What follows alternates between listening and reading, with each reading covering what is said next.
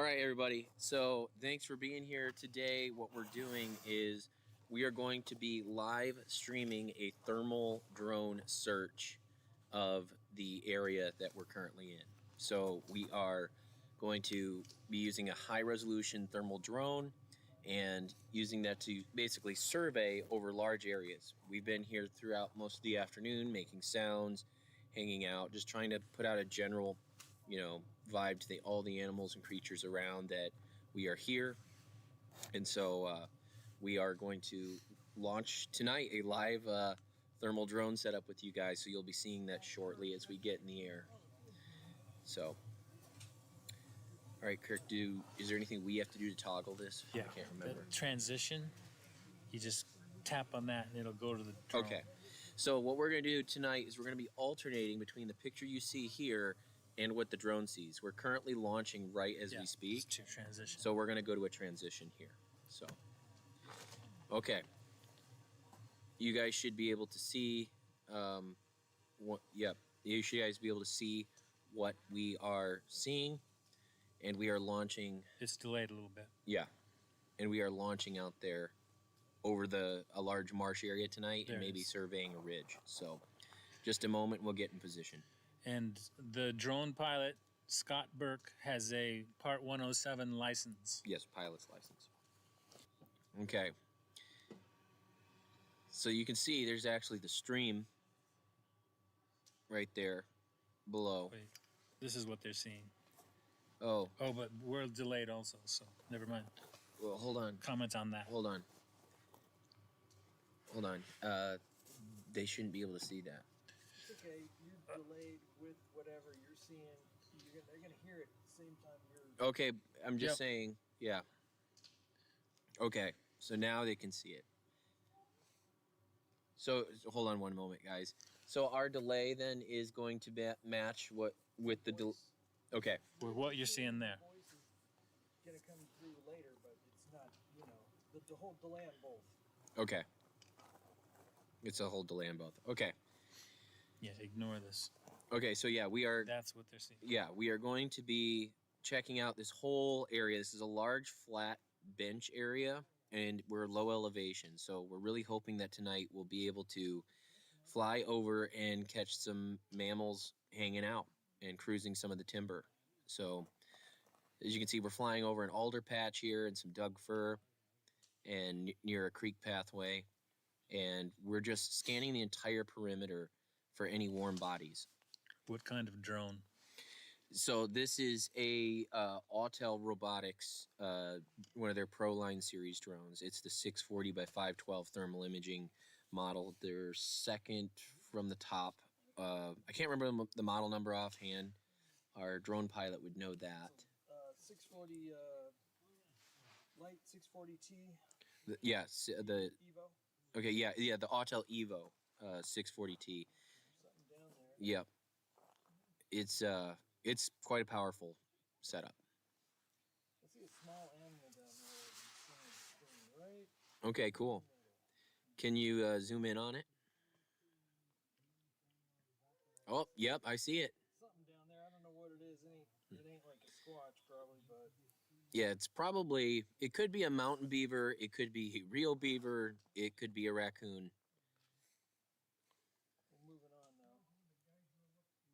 That's how sensitive we are.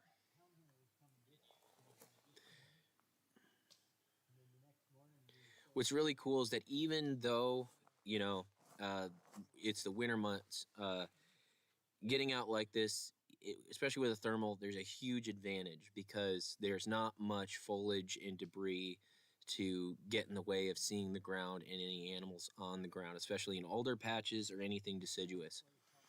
Coniferous forest makes the job a little bit tougher, but you can still get a good baseline on mammals if you're flying and doing like 180s back on your target location, or pivoting or flying a circle. You can kind of scan a very large section very quickly and detect most likely any warm-bodied mammals down there.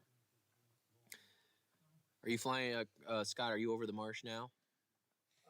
Or a marsh? Getting close, I think. Okay. I'm going to have to get up and look in a second. I think I'm getting close. Okay. I'm going to the lowest data quality. To Perfect. use the least. Yes. You should tell them about Starlink.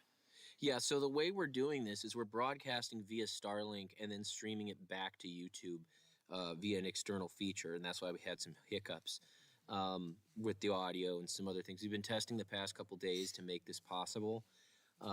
As far as we are aware, we don't think there's ever been a... I want to look at the map. So, Okay. yeah, I was gonna say as far as we are aware, it's never been done that there is a live thermal drone search streamed from the field to an audience at home to this extent in the Northwest. So we're really excited to be able to do this kind of stuff with you guys. So you have to forgive us. There's some technical difficulties. This is our first time really doing it this way. But we're excited to take you guys along with us out on this kind of thing. And if you guys have questions, feel free to pitch them to us, and we'll answer them the best we can. Here's the marsh. Yeah, that's beautiful. Marsh with a creek flowing through it. Can we transition back to the marsh? Oh, yeah. You're in marsh now. Okay, I am. Yeah, that's what they're Oh saying. yeah, sorry, we're getting used to dual screen setups to try to see where we're in and out of, and we have an audio bar and all these other features. We're trying to set it up, get used to it. So, bear with us a little bit. So you can see that the water is actually warmer than the environment, and that's because it's coming out of the earth at a higher temperature than the cooled air temperature is chilling the ground. That's why it's black. The water is white because it's technically at least a few degrees above that temperature, the surface cooled temperature. And the trees have also absorbed infrared radiation throughout the day and do have a degree of metabolic rate that keeps them retaining and generating a very small amount of heat. This marsh is full of beavers, muskrats, otters, and all kinds of little mammals, and there's quite a sizable elk herd in the area, as well as a lot of black-tailed deer and a lot of bear in the summer. So it's quite a cool ecosystem that we're hovering over right now. But keep your eyes peeled for any white, hot objects. All large mammals will show up as bright white. They won't necessarily look like a silhouette because we're aerial and over top of them, and they actually may generally resemble a lump or a circle on the ground or an oval if they're bedded down or holding up under the timber. So it's pretty interesting to get to see this from an aerial perspective.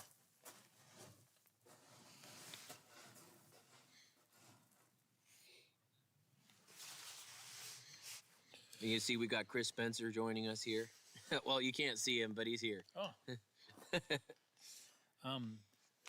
Comment. Where'd Scott go? Oh, I'm up here. they're wondering if you can get lower. Yeah, I can get lower. All right, we're going in. We're getting low. It's a very small creek, so it's going to look small. Yeah, it's only about 3 feet across in Yeah. most places. I'm worried about my transmission quality as we get lower, though. So. Yeah, he'll lose. we'll lose transmission quality if we get too low, so we'll kind of have to work from high up for a while, because we have to maintain a good vision line on this thing. And once the thing starts breaking that, you start losing quality as it's not getting the signal bus back as efficiently, and then it can also introduce lag and stuff. We lost Chris. What's that? There's so much freaking hot liquid here.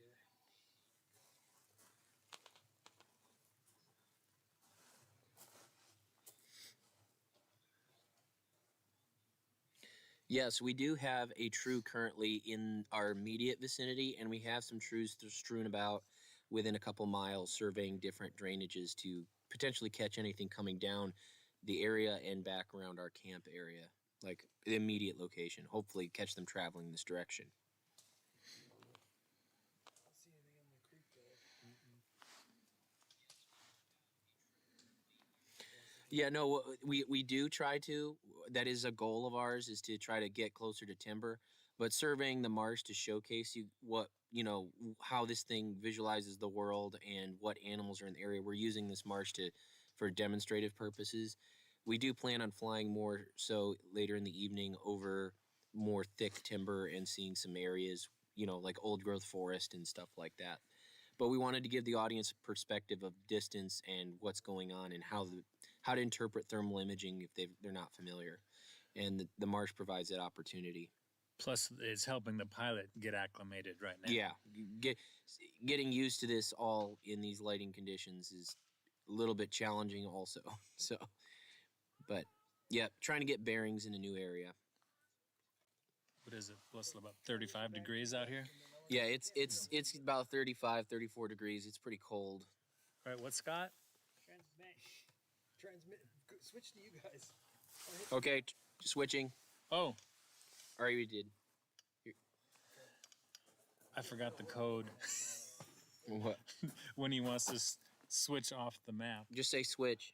Yeah, just say switch, Okay. because we're not watching you. I'm gonna start heading over the timber now. Okay. In a second here. Okay. Now I can't. No. Okay, now you can. Okay, Just switch it. hit transition once. Yep.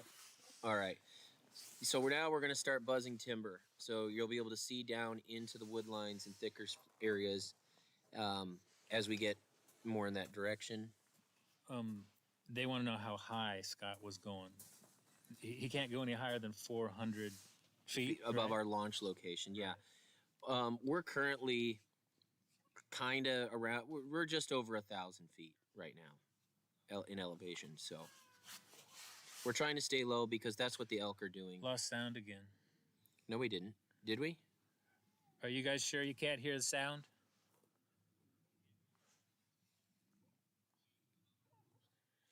Let us know if you can hear us. I'm seeing. Little bar going across when you talk. Yeah, I'm seeing the bar. Okay, then you should be transmitting. There was a dead space where we weren't talking for a minute. They might have thought we lost.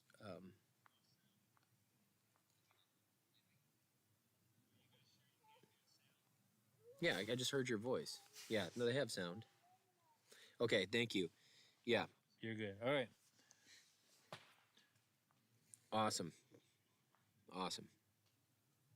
Thank you, everyone. Yeah, appreciate the patience. Again, we're used to doing this directly through YouTube, but we're using an external application to talk to YouTube so we can bounce around on our screens and give our pilot time to make changes. And Yeah, earlier it's supposed to be working here. yeah, I don't know what happened. yeah, We've kind of got it duct taped together here. yeah. We're working it out. So right now, Scott is flying over timber, and we're looking down into that timber, trying to detect warm bodies.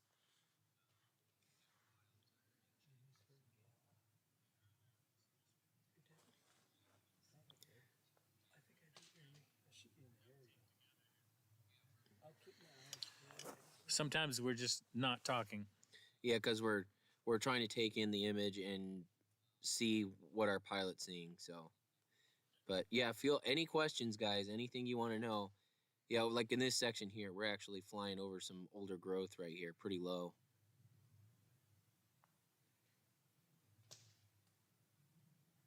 Trying to pick up any warm animals down Oh, there. At the bottom, was that one? I know that was a tree trunk Okay. at the base. Do you want him to fly south? The old growth stuff? Yeah, that would be great. Scott, whenever you feel like it, feel free to fly back over toward the old growth behind that direction, back toward where To we the drove. south. Yeah, Why don't you go to camera and figure out which way that is? gotcha. Okay, We're dust. switched. Okay, so it's us for a minute while our pilot gets reacclimated. Going across the road, you said? Yeah, directly opposite of where we are right now. Where we were all together earlier today. Yeah. Where the tires are. Roger. So, yeah. All right. I'm good. I see ya. Here you come. I'm gonna go right over this. Yep. Okay. He's gonna fly right over camp. I'm gonna try to go around camp here. Okay. Okay, the reason we're here at this location is because there are reports in this area. And Nathan had an encounter here, and Chris, about 3 years ago? It was longer than 3 years ago. Okay. Would have been, Chris, what was it, 2019? 2018. January 5th, 2018. Time flies. Yeah, it does. We've been working together a long time. And we had a power knock response to my knocks, very close range. Okay, Scott, you ready? So we got between two of them. Okay, going We back think. to you. Okay, we're back in the air, flying back toward our camp, and then getting back to the old growth timber where we can hopefully see a little bit better. This location is where we currently have a true deployed, looking out into that timber. Yep. Are we using WeBoost? I do not believe we are using WeBoost. We're not. We are not.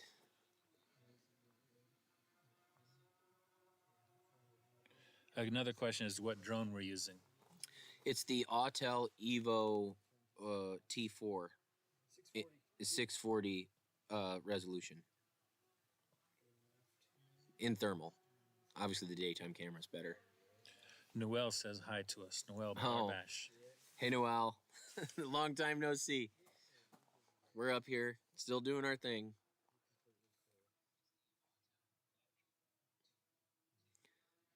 Yeah, Okay, there we're we go. recording, right?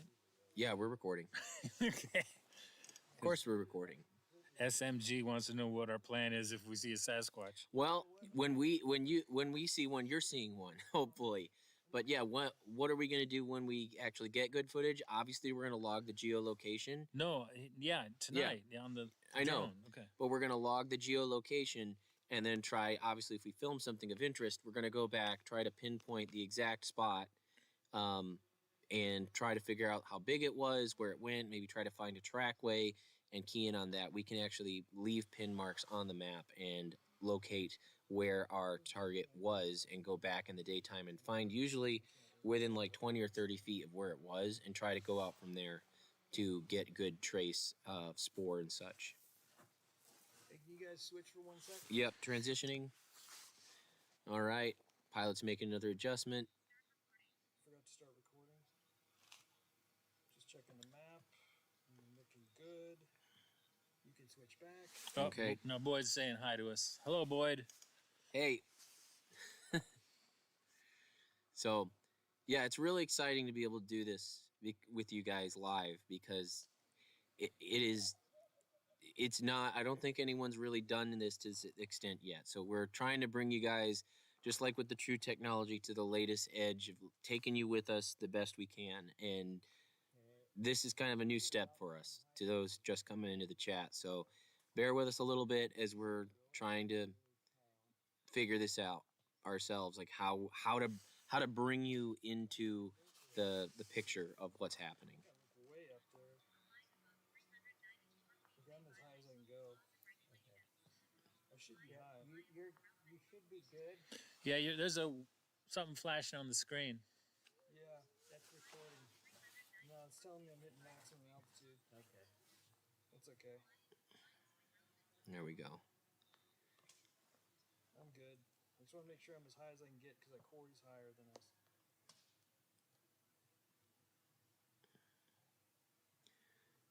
Yeah, we're just cruising this timber, trying to look around. It really helps when you go sideways, like we're doing right here. You can cut through a lot of timber that way and pick up a lot, if there's an animal in there. I'm not sure I'm over there yet. You're way over there. You gotta come, unless that's a quarry road. I don't think I'm up there yet. Let's see. Okay, here comes. You also have to be patient with our drone pilot, Scott. He's not flown in this area before. He's not real familiar with it. Yeah, it's new to him contextually, so he's not familiar with all the directions right out the gate here and where all the features are that we're trying to instruct him to try to reach. Yep, I think it is. You guys throwing me under the bus over there? Absolutely not. We're not throwing you under the bus. We're just making up excuses for you. Remember when we went up to the quarry, Nathaniel? We spooked getting there. something big. Yeah. Off the backside, and it took off like a freight train back behind that quarry area. That's where I'm headed.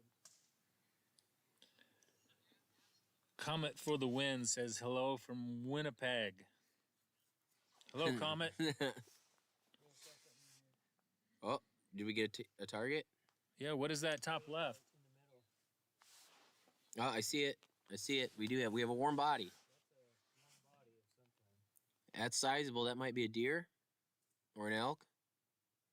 Or an owl? No, that's not an owl. Hard to tell what is the blob from here. But that's definitely a living object. Let's go down, see it. Well, he's got to get closer. I'm a little worried about the tree height there. I can't really tell what's going. I can't help. Well, You're way up there. yeah, that sounds great when I crash the drone. I thought you were. So he's using digital zoom because the sensor is a 640 by 512 sensor, which is pretty high end in the thermal world as far as sensors go. It's we have to use digital because optical's not really an option with these kind of units currently. It's at the bottom of your screen. Yeah, there you go. My guess is it might be a deer bedded or a young elk bedded or By something. itself, it's going to be a deer. Yeah. If it's elk, there's going to be more. Yeah, usually, yeah. Chris was just commenting that if it's an elk, usually there's a large group together, but deer will solo hang out. On the tranquilizer dart question, no, it's hard to know what dosage would be applicable Yes. to. It could harm the creature, and so no, we don't advocate for that at all. Also, let alone getting close enough Yeah. with a good. We're having a hard time just seeing one, let alone darting one. And a lot of people don't understand that most of those tranquilizing dart setups, they are only accurate to at about under 35 yards, and after that, the accuracy is just completely out the window. So you're not going to really get much of an opportunity. Is there another warm body down on the left corner of your screen? Thought I saw one right there. Yeah, there. Hi, yeah. Ryan from mountains of Middle Tennessee. All right, there we got another warm body. It looks probably another deer. There we go. Yeah, that looks like a deer bedded in like the edge of a staging area to me. Some guy, yes. Research continues in the nest area, long-term audio, and Chris is continually working that area, trying to get more data.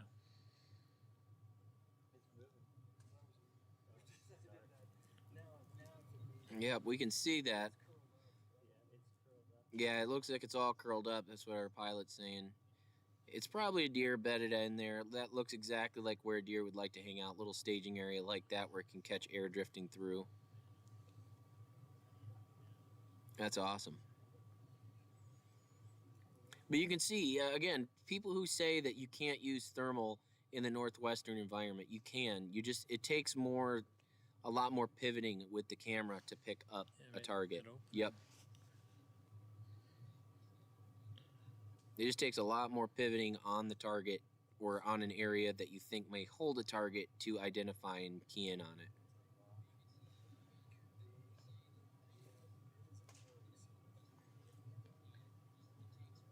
There's something there, but it's not nearly as hot as the other thing. Yeah, rocks and objects can absorb infrared radiation throughout the day and retain that heat and obviously fake you out. Same with biologically decomposing stumps and logs and stuff. Comet, yes, we have. Scott, our drone pilot, has a Part 107 operator's license. He's licensed to fly a drone at night like this. Everything's legit.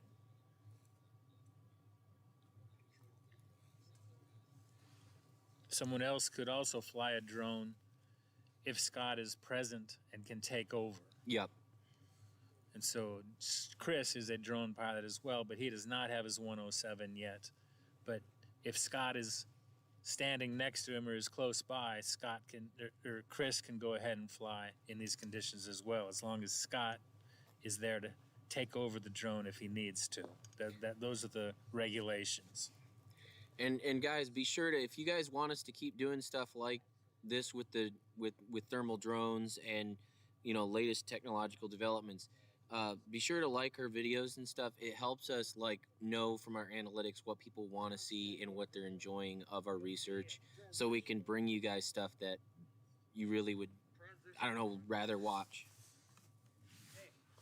Did Okay, it? yeah, we did it. Okay. Thank you. Let's see where we're at. Oh, standing So- behind us is Gerald. Yeah, this is Gerald Mills. He's a friend of the channel. He joins us, and he's a We'll illuminate your face. he's a guy out of the Mount St. Helens area, and you just blinded the crap out of him. Yeah, he's got stuff all over in the South St. Helens area. So, yep.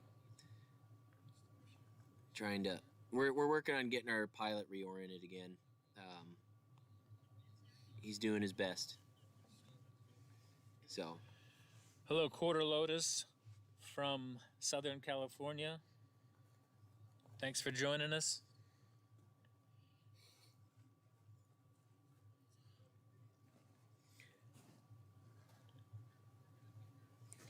kind of surprised we haven't seen a herd of elk yet. There would be some, I know, in the Oh, marsh maybe area. we should send him to the main road, that area. Okay, you can flip back. Oh yeah, There's a facility. turn it back. Okay, all right, we're back to our thermal view. We're now reoriented. You can see roads line out pretty easily too with these, which is really cool. You can see old skids and areas where, you know, maybe where there's a road grade, especially if you had sun. The sun will, especially in the summer, will soak that up, and you can see really old road grades that you normally wouldn't be able to see from the air, just because of the infrared saturated the ground so much. So back over another, like, oh, that's a thinned area. That's where they did some tree thinning, looks like.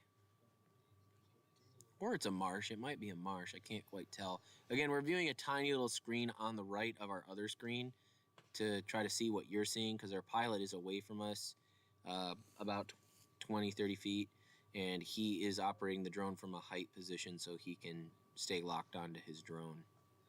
So, Okay, yeah, we are next to a camper, yeah, we're travel camper, yeah. and so it is making some sounds. That might be what you're hearing. No, you cannot hear the drone here. The drone, once it gets high enough, you can't hear it from the ground either. Yeah. So I was going to say, what you're hearing right now is actually his propane furnace kicking in on his trailer, which is basically our mobile power station and control center. And we're just outside of it under some ambient lights for the viewing of our screen rather than the thermal screen. And we are just trying to monitor everything live and engage with you guys as much as we can see.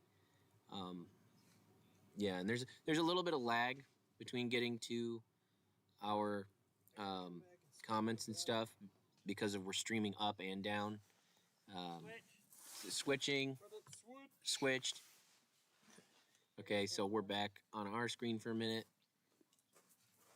Pilot's coming back this way. Yeah. Yes, some guy will use better marketing techniques in the future. Right now, we just wanted to get this one up and get it under our belts. But we hope to do this many more times. And Yes. We'll do more promotion to get more folks to be able to come in and share this with us. We've done 4 test flights to try to make this happen. And in that process, we've encountered blocks that we've had to fix and audio issues we've had to fix and stuff. But we've got it about worked out. But this is the maiden stream. It's using the exterior app makes it kind of difficult because it's not what we're used to with going straight through YouTube. So, yeah. Hello, Debbie. Kirk and Nathan say hi to Boyd's wife, Debbie. Hey, Debbie.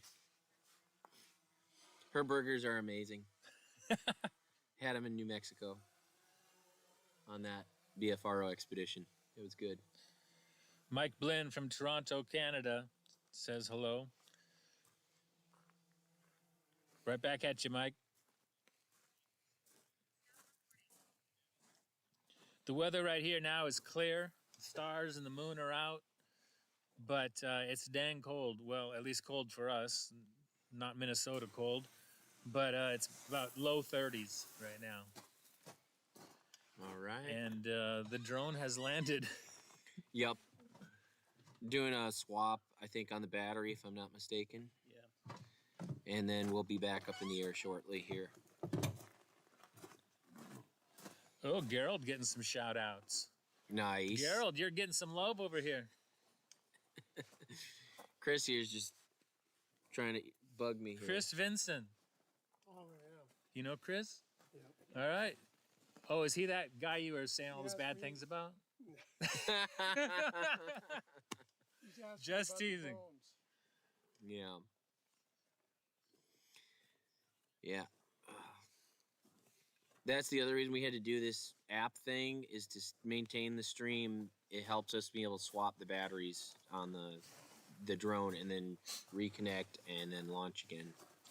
All right, Michael Waldy, Texas Bigfoot Ranger, says hello and expresses that he appreciates our thermal cans, or the trues, and the SM4 videos, Chris. Oh, cool. Awesome. Awesome. Cool beans. Cool beans. Let me see here. All right, we're getting recentered here with the drone. This is awesome. Okay, what do you think now? Down the road this way or something? Quarter lotus, yes. The Sasquatch Yeah. could possibly hear the drone, but we have had experiences where friends were flying a drone and saw a Sasquatch with it. And so we know this can definitely happen. We can see a Sasquatch with the drone, and that's one of the advantages is Started for some Yeah, if we can find them, see them out there, it's hard for them to evade it. yeah. Also consider they do hear helicopters and planes and all these other things flying around, so they may be somewhat desensitized before to it, to an extent that if they don't hear it right on top of them, they may kind of tune it out as background noise. Hard to say, but it's at least an opportunity. You wanna go And back? so, Oh, he still has the map up. yeah, I'm gonna let him get a recentered before I transition back. The temperature, Noel, is low 30s Yep, it's like 35. Fahrenheit. Yeah.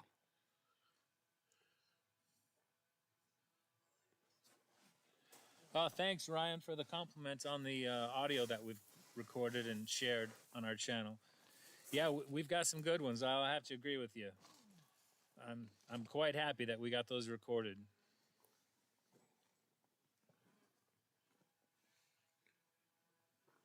So let me know when I'm good to set back up there, Scott. We'll start cruising now. All right. Ready? Oh, thanks for sharing, Quarter Lotus. Am I good to turn it on? Okay, switching back to the drone. All right, we're back up in the air, and we are basically chasing an old logging road to see if we can see anything out there.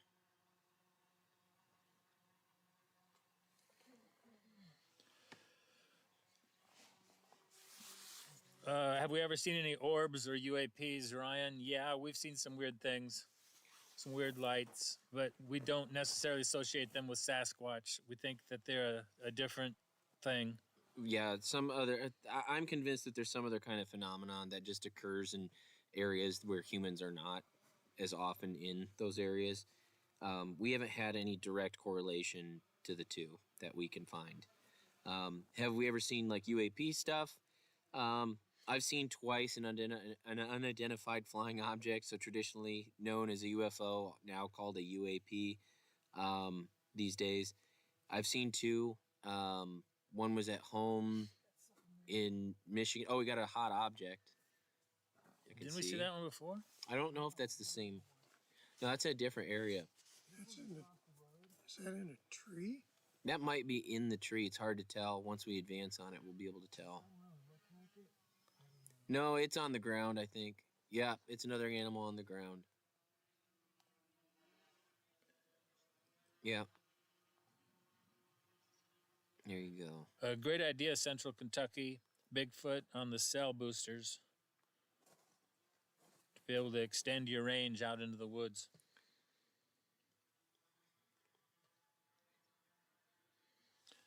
Well, you just keep that snow right there, Shelley. We don't need any here in Western Washington. Yeah, no thank you. No thank you. I don't need any more snow in my life. After 20 years in Michigan, Lower Peninsula, I think I've had my share. Hey, Rebecca's in the feed. Woo! We got Rebecca in the chat. Yeah.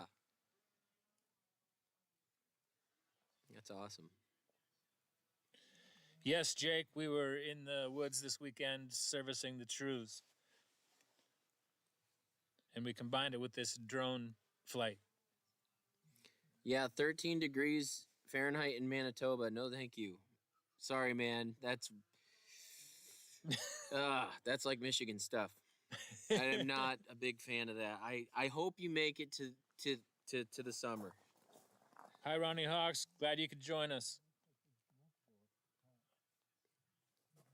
Thank you, Comet. Appreciate that. Whoa. Oh, thank you, Texas Bigfoot Ranger. That's awesome. Michael Waldy. Yeah, yeah, we Thank really you, Michael. appreciate it. It will fill a gas tank. Absolutely. More exploring. We'll be able to bring you guys more on our trips. Oh, we got another thermal target. It looks like. Is that one moving? I saw it. I thought I saw it move a little bit.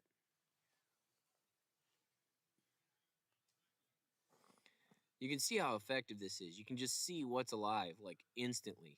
Well, everything except for insects and amphibians and reptiles.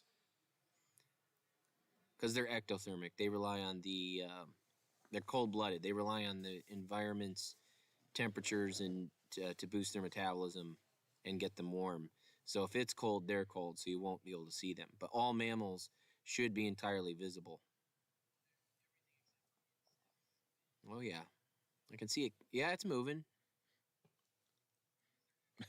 Good idea, Oswald. We'll give that a shot. We'll fly as much as we can to get him used to it. Huh.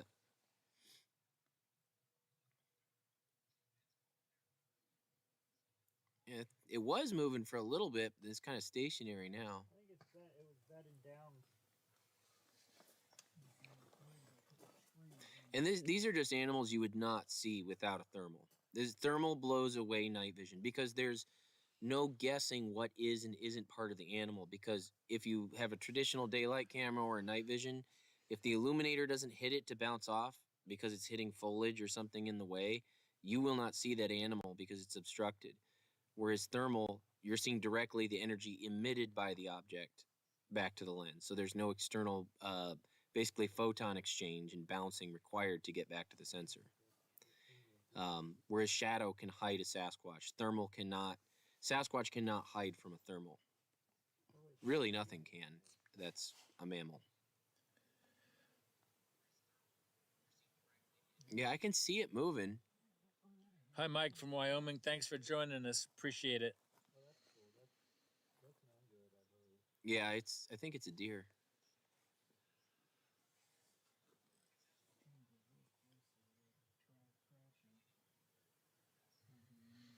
Thank you, Quarter Lotus. We appreciate the donation. That's very kind of you. Yes, thank you. More gas in the tank. Or AAA batteries. We go through hundreds and hundreds and hundreds of AAA batteries. For headlamps. Headlamps, audio recorders, power output. We use them for everything. All right, you're going to go back to our screen for a sec. Okay, we're back on us for a second as our pilot gets reoriented. He's marking where the target is. Okay, so yeah, we're pinning this target that we just located because we saw it moving, so we can be able to check it out later. Oh, and earlier I haven't responded to the chat. Some folks were recommending certain cameras and such. We'll look into that later. Thank you for the recommendations, and we always appreciate it.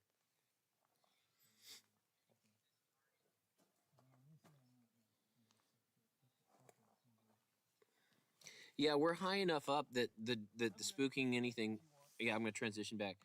We're high enough up that whatever it is probably can't hear the drone, and it is, or it's indifferent. But when it's really high up there, if they're not paying attention, or if there's frogs going or anything like that, which it would be if it was warmer, they probably wouldn't hear the drone at all. That's why springtime's like a really good time to go out therming. Is nothing's put leaves out yet, and you can use the frogs are a good cover noise if you're in marshy areas.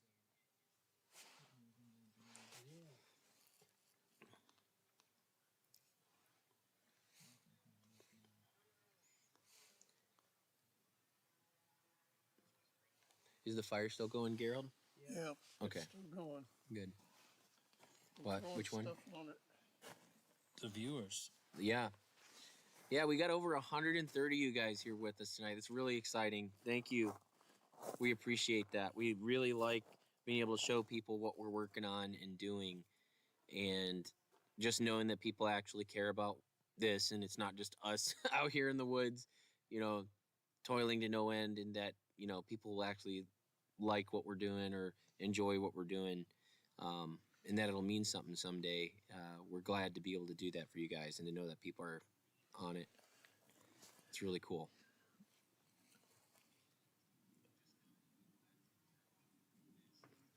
We've seen elk in the area at a little bit lower elevation, but we've expected some to be up here still. Yeah. We just haven't found them. Well, because we're technically on the north side. Elk like the south side slope of almost anything because they can bask in the sun and take advantage of any softened buds or plants, which are going to perk back up in the sun. And so, yeah, the elk really like the south side of mountain faces and slopes. Got another target here. Could you drop on that one? You got a gap there, it looks like. Okay.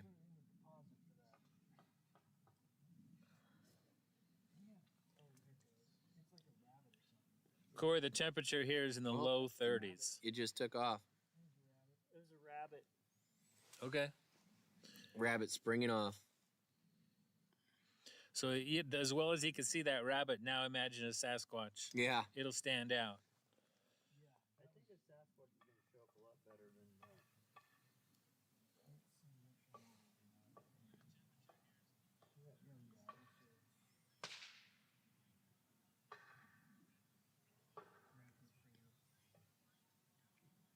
Look at that. Unanswer that one. Which one? The concern. Oh. Well, I mean, to be honest with you, as far as comment, I see your comment there. Being discovered, whether or not we know they're there or not, we're obviously impacting their environment, their numbers, their areas, their home, where they spend time. And having an awareness of them may actually help, you know, offset some government land or state land or national forest land that are protected zones where they're known. Once they're studied, we can just have those areas set off, you know, once we know where their breeding areas are, once we know where they are spending time, those can be areas that are somewhat protected. We do that now in the wintertime. We have wildlife specific gates to let elk and deer have areas for privacy and breeding after a hard winter. And those gates get closed to reduce motor traffic and stop interfering. So there are things that could be done to kind of make room for that. And to be honest with you, some of the locals out here that could do any damage once discovery's official, if there were any people like that, they're not going to do anything because of the fines put in place for harming or harassing for the most part. I mean, obviously they've not been very good at it up to this point because there's not a specimen laid out. So I don't think that worry is a big one, honestly. Habitat protection is a big deal, and it can only happen when something is recognized.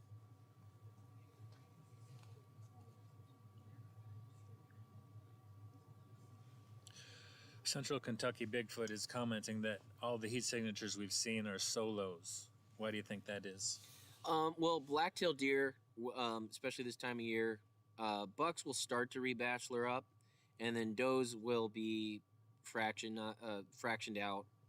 They'll do little pockets, 2 or 3 animals, but they will also go solo in areas they feel really safe and break off from quote unquote the herd.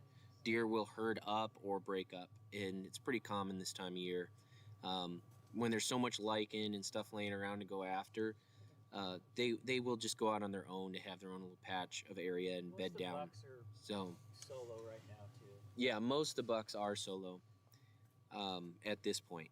They will start to recollect right around late April, May, and then they'll really glue together throughout June, July, August.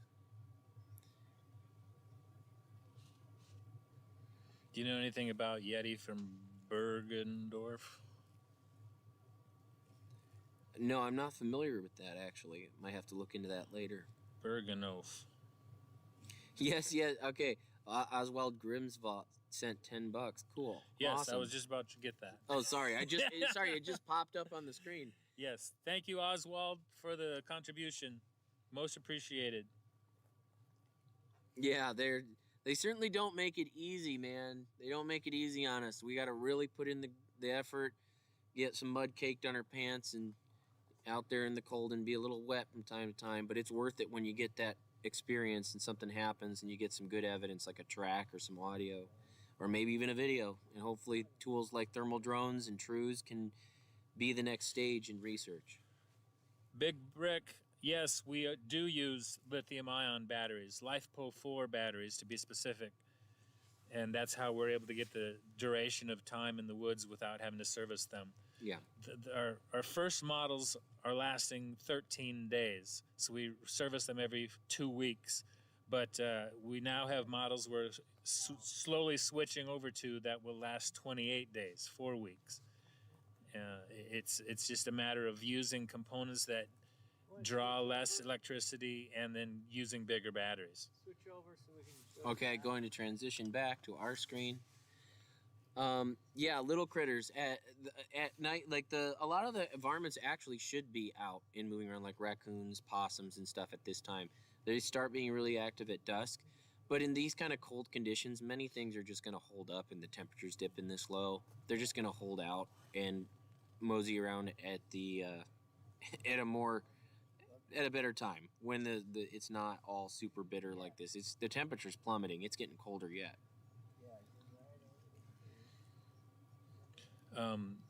Big Brick also wants to know why we don't use solar to power the trues.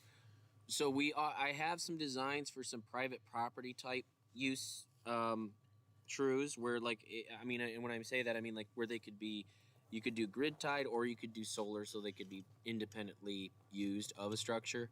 But solar panels are really noticeable when you string them up anywhere, and then rodents destroy cables. And we've looked into cable protectors and all that other stuff, but it's very difficult to get a panel of enough size to provide enough power to be meaningful for our systems. That would keep the panel small, and that's partly why we don't go that direction. Okay, we can switch back, right? Yep. Okay. Transitioning back to thermal.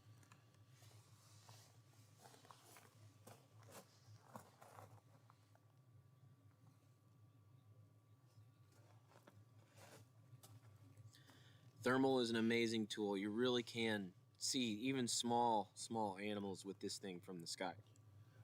Comet, well, we have a limit as to how high we can go. We can only go 400 feet higher than the launch point. Yep. The launch elevation.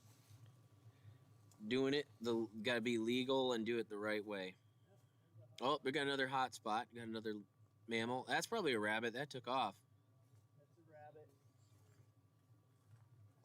Pretty impressive that it's picking up rabbits at 400 feet. Yeah, 400 feet up, and you can see a rabbit take off in the brush. That's pretty good. And remember, we're in Washington State. This is not like, somewhere like Tennessee or, Ohio where all the leaves are totally stripped. We still have to deal with coniferous forest quite a bit and these marshes and stuff. So it's pretty thick. And there's a lot of people that said for a long time that thermal wouldn't work out here for the most part. It absolutely can. It's just about different flying strategy and a lot of turning on your target point and pivoting so you can cut into the timber and visualize the space in which the object is, so you can kind of find a window to see it. you want to answer that? It depends. How much Texas Bigfoot Ranger says. Michael? How many amp hours for your life post depends on the power demands of your system. Our power demands, they're constantly changing depending on temperature. They're changing based on I think he wants to know what we're using. yeah, what kind of cores you're using and all that kind of stuff. Typically, for most electronics that are going to be used constant, like ours, you're going to need over 100 amp hour output in batteries to get any meaningful period of time, like 2 weeks or more. So again, it's just build at your scale and know your power consumption. And they're starting to make Smaller batteries with higher AHs, Yeah. amp hours. energy density and stuff. And so they'll give you more power. They'll last longer in the field, but they're a lot heavier. And it's hard the way it is traipsing through the woods with the batteries we have. But we're going to try to transition into some heavier units and see how we handle it. Yeah, that's the trade-off. There's no limiting factor as long as you've got a 12.8 volt push on these LifePo batteries. You can go up as big as you can physically carry, and then meet your demands that way. Things we can recommend is that you hide them in stumps to stabilize temperature. When you put your units and install them, that keeps them from pulling the battery's amperage so hard that they don't function properly. And you can also you can even create like a battery well where you have a buried can or something like that, and you run external power to boost the power system you have. Wire 6 volts in series to reach what you need. Or if your system can tolerate 48 volt, depending on how you have it wired, you could go up and have stuff wired out in series off of 12 volts. So the power is, it's all about what you're willing to do to get a period of time for it to run in your absence. You can scale the power systems. It's just that when you get to something like 180 to 200 amp hours, you're talking 50, 60 pounds of carrier weight. And when you're going off into the brush, that's a lot.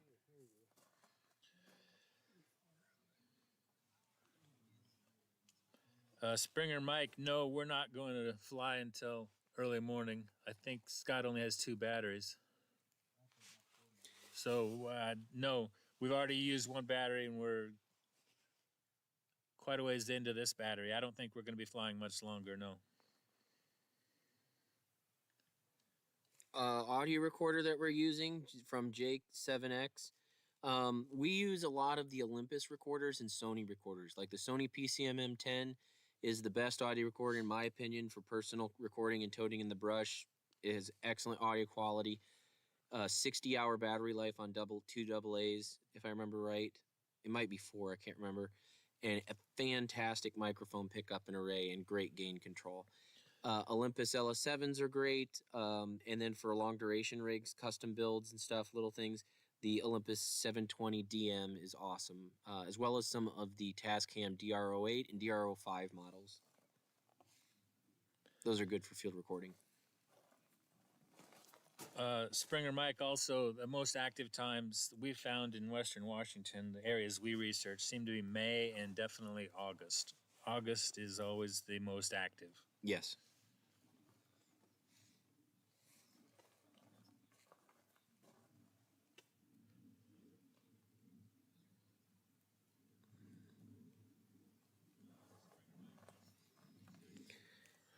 Jake asks, what's the preferred? I don't know what he means. Preferred, again, it's dependent on your use case. If you're just statically recording from, like, on a backpack while you hike around, or a camp recorder, I really like the Olympus and Sony units because they got good battery life and you can set it and kind of forget it. The Tascam DR05s make great camp recorders where you can interact with them and change their batteries as needed also, but they're a little bit boxier and bigger. So, all right, we're transitioning back over for a second. You're good?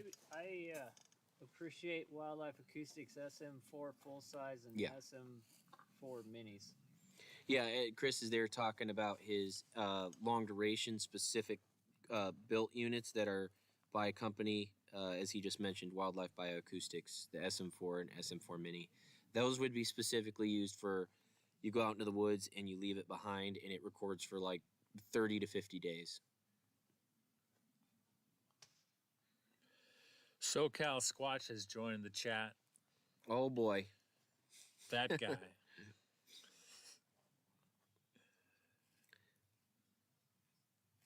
Bring a generator and plug a cord into the drone. There are some logistical problems with that idea. It doesn't. It wouldn't really work with all of the trees and stuff. So, but I mean, heck, give it a shot, SoCal. Michael Waldy says that he bought the SM4 after seeing your video, Chris. What? Michael Waldy? Yeah. He says he bought an SM4 after watching your videos. Right on. They've now changed it to the SM5, but same thing. What is your opinion of the SM5? I don't have one because I don't own one. It is yet to be determined on the SM5, Shelly Pierce. I think the SM4 Mini. Oh gosh, not the lithium one. They make one like mine, but now instead of 4 batteries, it'll take 8. That'll give you 530 hours, which is plenty. Yeah, it's like 53 nights. Yeah, exactly. Yeah, that's awesome. And That's right in my range. $499. You add another 75 for the extra mic, so you have a stereo mic. So for $575, you got a unit that's going to go 53 nights, 10-hour nights, and it's small and easy to hide. If I was going to buy more units, that's the unit I would buy right now. Okay. Can you all hear Chris pretty well? He's over there helping Scott with the drone. Just let us know when we're good to move back to the image. Oh, You can move back. Okay. Hold on. Oh, going back out. Okay, what?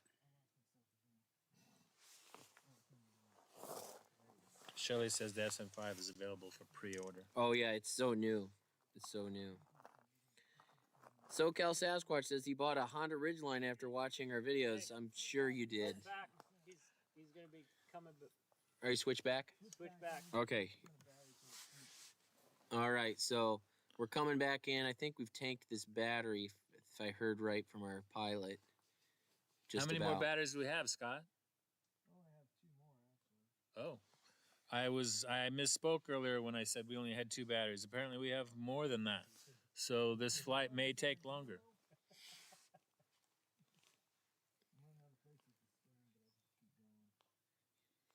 Go back out to the main forest road. There was Here. some open fields.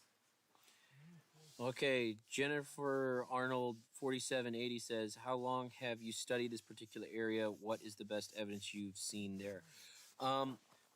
I've gotten a number of reports with really good tracks associated with good photos, and that kind of keyed us this direction, as well as some experiences by some truck operators, and cumulatively a bunch of other reports which have come my way have shown a good cluster in this area.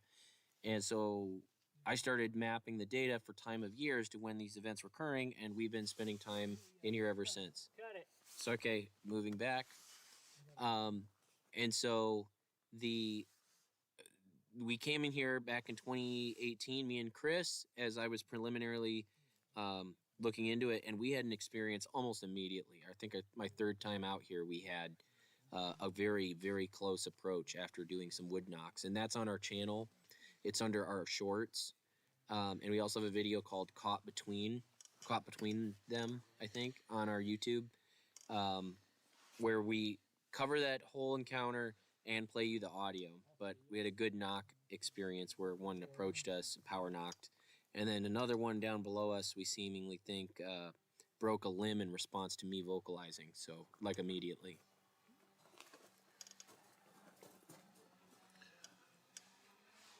Okay, the drone is back home.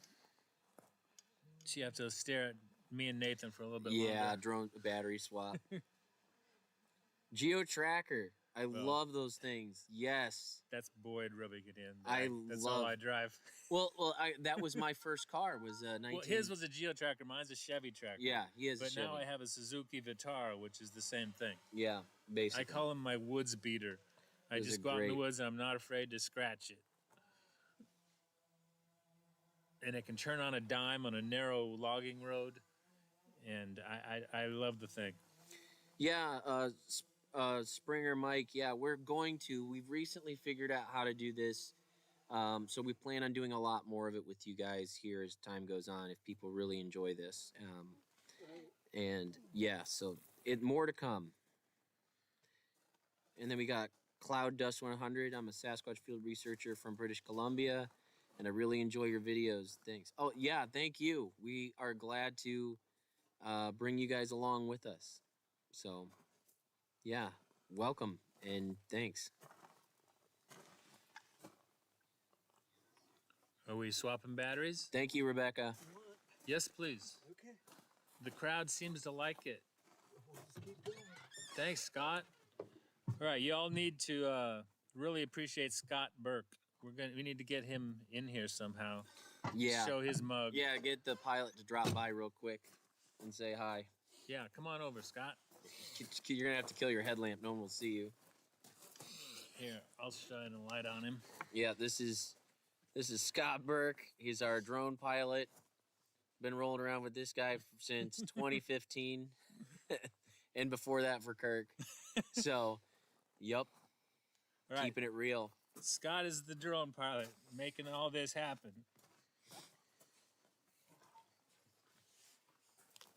Okay, where are we at? Chat went crazy for a second. Okay, there's Rebecca. Yeah.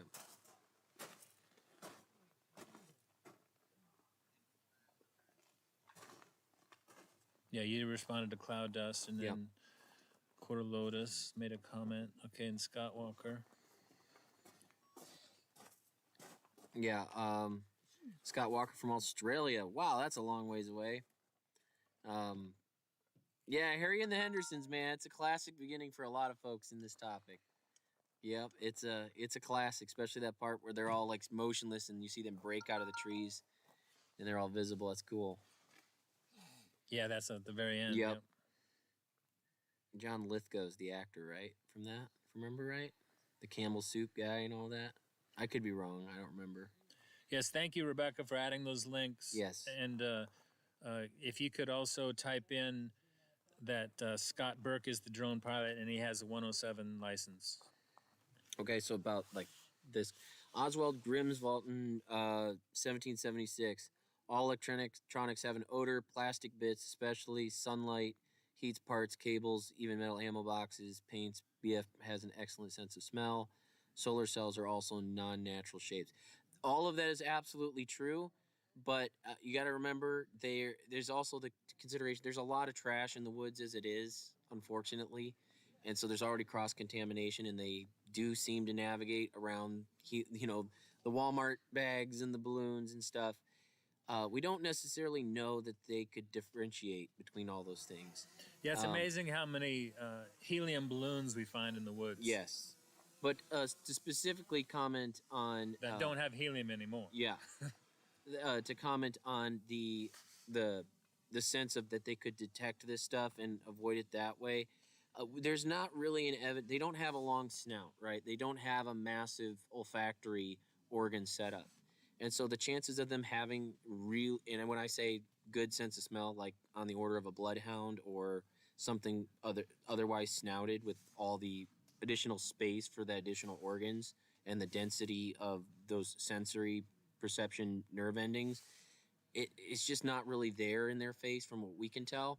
And there have been times where people do surprise them or they make a mistake and walk near an audio recorder or someone's RV. It does happen. It's just not that often.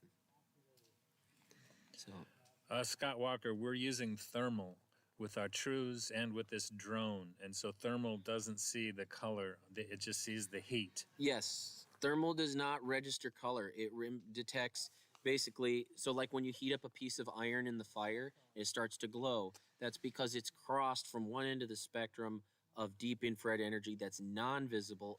It's retained so much energy, it now crosses into visible photon energy into the spectrum of light that you can actually see. So thermal doesn't perceive color, pigment, any of that. It just perceives heat. And when your body when you have a metabolism or basically a metabolic rate, you produce light, believe it or not, on the lowest end of the spectrum that is also paired with heat. And this camera sees that deeper end of the spectrum of infrared. That's why FLIR actually means, like from the name brand, forward-looking infrared, because it's seeing deep infrared energy.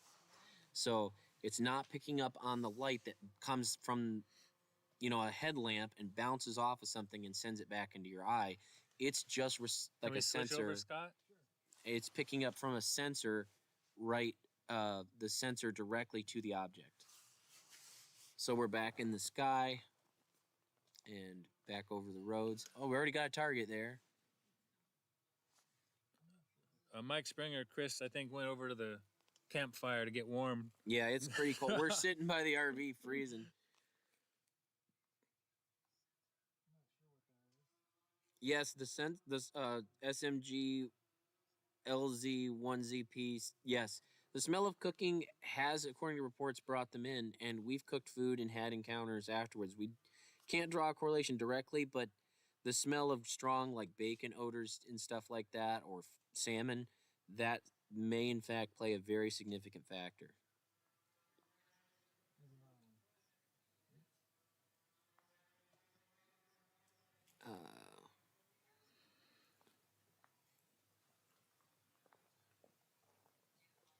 Yeah, Chris is great. He is facilitated many people getting into audio recording, long duration audio recording, and camp recording. It's the hill he's gonna die on. Always have a recorder, number one. Scott, you're getting a bunch of love. Yep, you're Captain Scott. No, we've not seen any nests in this particular area, but we are keeping our eyes out.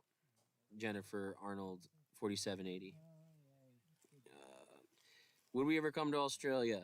That's a long ways for us, and we've got a lot of time invested in this already. What we hope, actually, is that with these tools, people will be able to take those things to areas where they live in Australia to do those kind of things.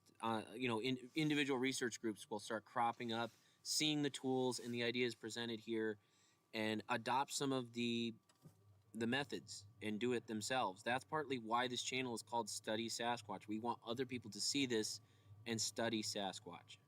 And hopefully we can provide some meaningful content and information to help other people do just that.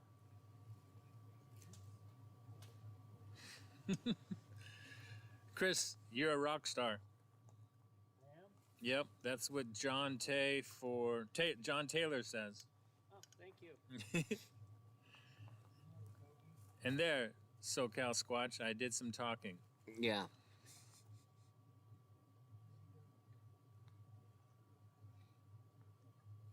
Okay. Yeah, FLIR is based on an acronym. Yep. Do we believe the Sasquatch can see or hear cameras? Well, depends on what you mean see or hear. It is our opinion, and it's quite possible in our mind, based on some data that's come out on coyote research, that they're perceiving something. Some animals can definitely perceive game cameras and electronic devices. They can perceive them somehow. The EMF. And what we've come to believe is that it may be EMF, electromagnetic field pulses and manipulation, something exterior that's not normal.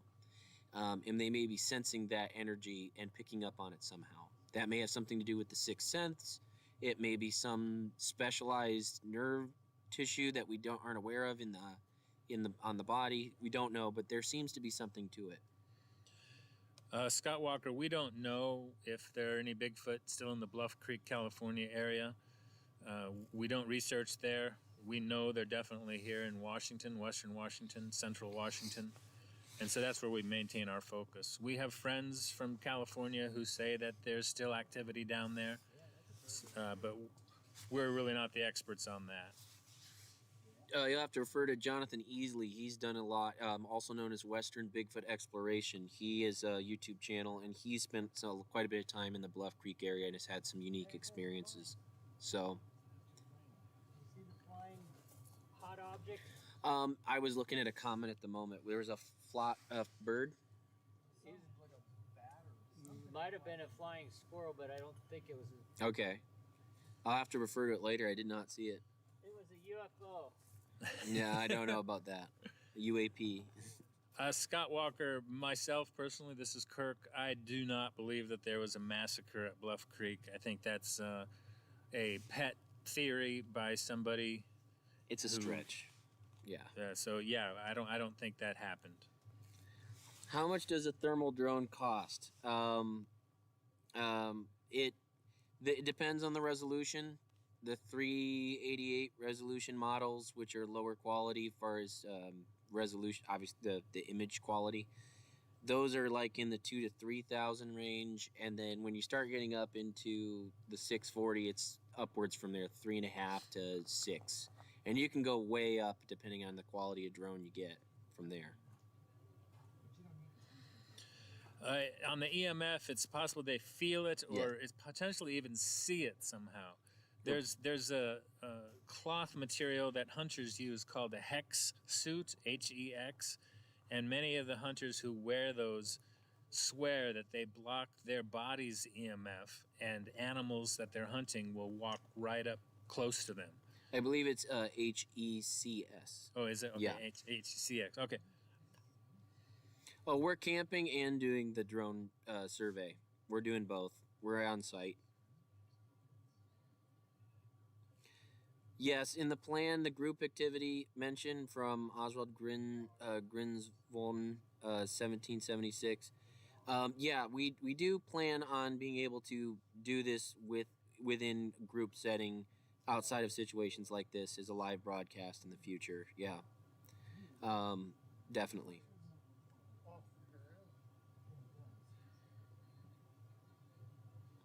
Yeah, Chris will be on Bigfoot and Beyond this week at some point. Well, he was on the show, but it's not yet out. We don't know when it's going to be out just yet.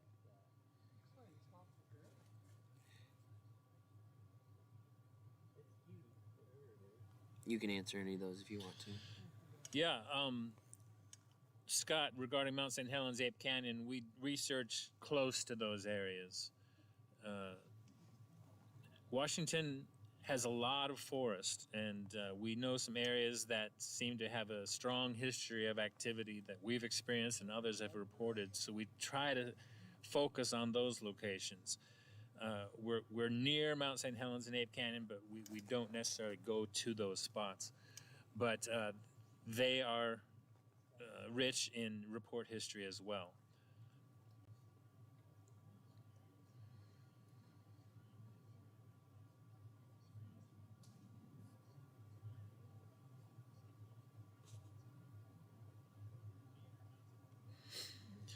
Yeah, Mike, audio recorders in camp can pick up a lot of interesting things. I'm not poo-pooing the fact that what you're describing wasn't a Sasquatch. It could have been, but you also have to be aware that raccoons, wood rats, possums, they also come into camp at night and crawl over everything. And they also move pots and pans and make We've had noise. whole elk walk into camp. So we've even had elk walk through our camp. Yep. And so Got that on thermal actually one time. and so Chris got it. yes, it's fun to think that those things might have been a Sasquatch, and they may have been, but there are also other animals that could be making or be responsible for making those sounds also.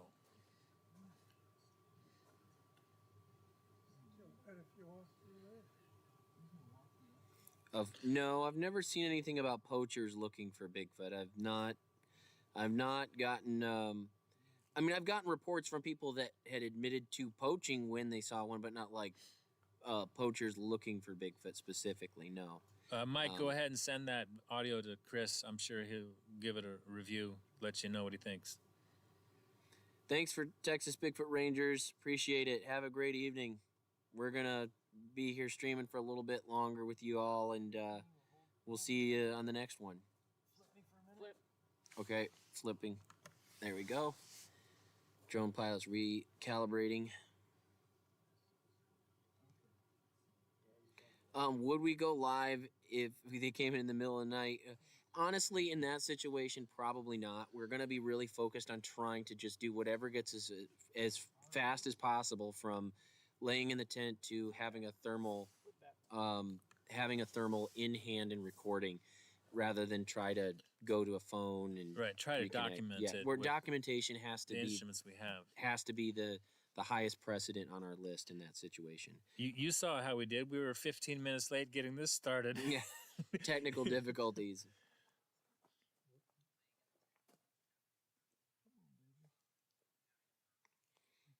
Thanks, Jen Niffer 90. Appreciate that. We really do. We're glad that you guys find this interesting and motivating and worth your time. We really appreciate it.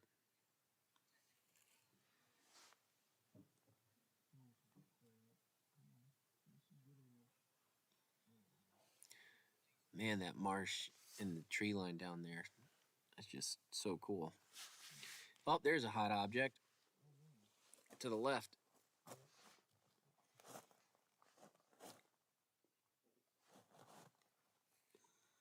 Is it still there? I don't see it. Oh, there it is. Okay. Yeah. What would you do when you guys are looking for Bigfoot and you saw poachers looking for Bigfoot? I mean, it would be hard to figure out what they were specifically doing. I guess having the tools of the trade, we would know of how to look for something like this. We'd recognize it, but I mean, in that situation, I don't honestly know. At that point, those people are a danger to probably us. So it's a hard question to ask or have an answer to. We do believe we've had Scott. We do believe we've had experiences with younger individuals, juveniles or teenagers in the past, and we know people personally that have seen them when they were babies or very small toddler-sized animals or creatures. So it has definitely happened.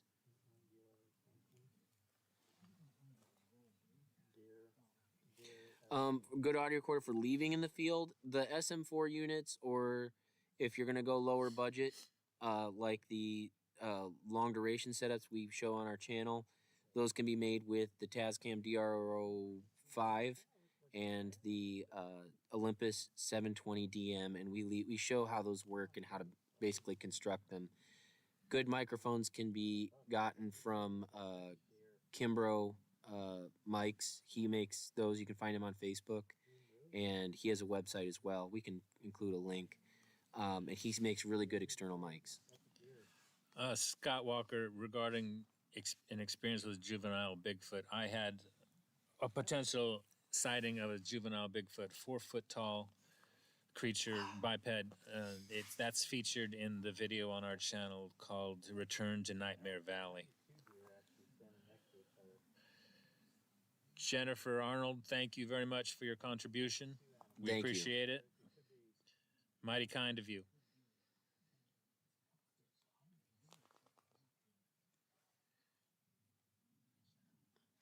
On Matt Moneymaker, I'll say this: he's a guy definitely passionate and in pursuit.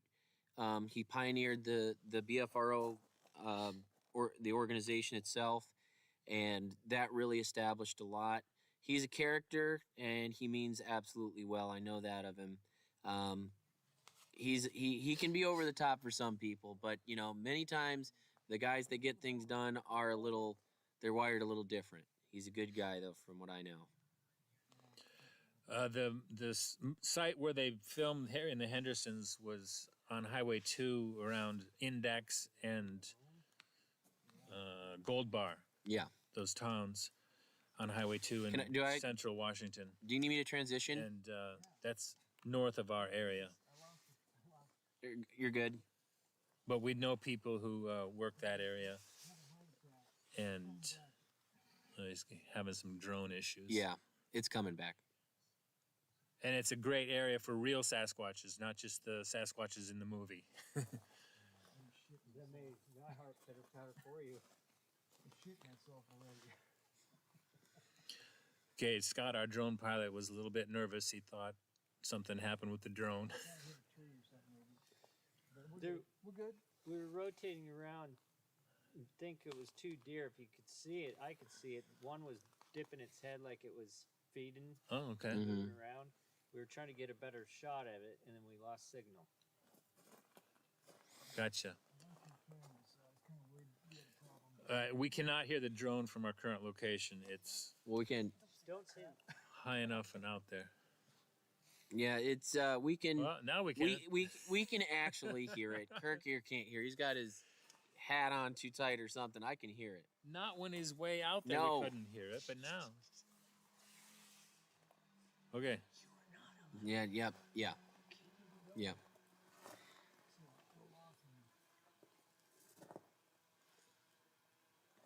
Deer or cougar? We think it was deer. Looking at those two.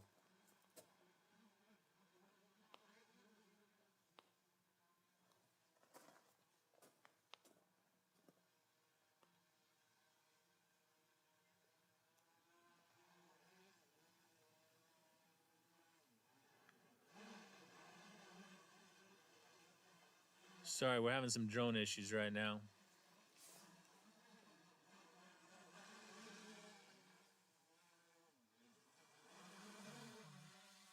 Yeah, it's coming in.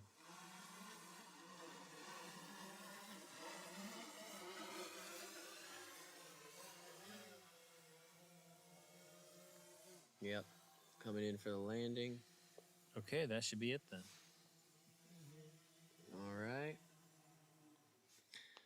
All right, got our drone back down for the minute here. Is that the last battery then? For now? Yes. I think I'm gonna wrap it. I've pretty much. Yeah. Yeah, we covered the area. But yeah. We think that they definitely changed elevation. Yes. Comment. We think they have like a territory that they run, and it can be very, very large. But I would use the word nomadic rather than migratory, because they move along this circuit based on their needs, based on the data we're looking at, and they move down in elevation in the wintertime, and they just restrict that circuit to lower elevation, but they continue along that general pathway, kind of moving like a big loop or something. I'll let you take Okay, let me see that. Scott. Whoop! It jumped. Whoa. 1 second. Okay, we'll be right with you, John Taylor. Yeah. Okay, Gotta- Scott, ask a question. Do bears and mountain lions hunt Bigfoots, basically? Yeah, I don't think there's really a possibility for that. They're so large. there's- Bigfoots are. Well, not only are they large, but they can just do things. They can move so quickly in this environment, and they're so much more powerful than both a cougar or your average black bear, for instance. But yeah, the difference, they targeted young, I guess, but that they're not a very common animal, or creature, so I don't think that would be a real thing. Yeah. So, all right. Thank you, John Taylor. Yeah, we appreciate that. That's huge. That helps replace all of the equipment. And like I said, we've lost some expensive things along the way, so we really appreciate contributions like that. Thank you. Yeah, we're ending the drone flight for the night. So we're gonna wrap this up, guys. Yeah, we'll be wrapping up in about a minute here.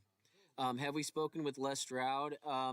And I have not specifically, but we have friends in his circles that have talked to him a little bit here and there. He's out there filming and asking the right questions and putting together good stuff on it.